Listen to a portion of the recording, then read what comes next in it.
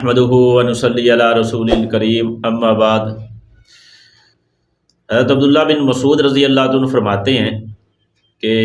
میں نبی اکرم صلی اللہ علیہ وسلم کے پاس بیٹھا ہوا تھا، ایک آدمی اللہ کے نبی صلی اللہ علیہ وسلم کے پاس آیا اور اس نے آ کر عرض کیا، اللہ کے نبی صلی اللہ علیہ وسلم، مجھے اپنی جان، اپنے اہل و عیال اور اپنے مال کا ہر وقت ڈر لگا رہتا ہے۔ میں کہیں بھی جاتا ہوں تو پیچھے مجھے اپنی جان کی فکر ہوتی ہے، اپنے گھر والوں کی فکر ہوتی ہے، اپنے مال کے ضائع ہونے کا ڈر ہوتا ہے، تو ہر وقت میرے دل کے اندر یہ ڈر رہتا ہے۔ تو اللہ کے نبی صلی اللہ علیہ وسلم نے اس آدمی کو ایک نسخہ بتایا، تو عبداللہ بن مسعود نے ہمیں بتایا کہ حضور صلی اللہ علیہ وسلم نے فرمایا کہ صبح اور شام تو یہ کلمات کہا کر، بسم اللہ علی نفسی و دینی و اہلی و مالی و ولدی۔ تو یہ کلمات صبح بھی کہہ لیا کر اور شام کو بھی یہ کلمات کہہ لیا کر۔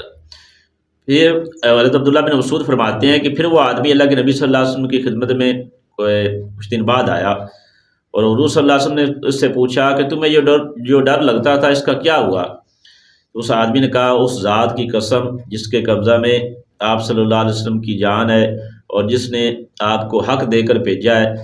کہ اب میرے دل کے اندر بالکل ڈر جاتا رہا، اب مجھے کسی چیز کا ڈر نہیں ہے جب سے میں نے ان کلمات کو پڑھنا شروع کیا ہے۔ تو ہر آدمی، کوئی آدمی کاروبار کے سلسلے میں باہر جاتا ہے اور سارا دن گھر میں نہیں ہوتا، پیچھے اس کو گھر والوں کی فکر ہوتی ہے،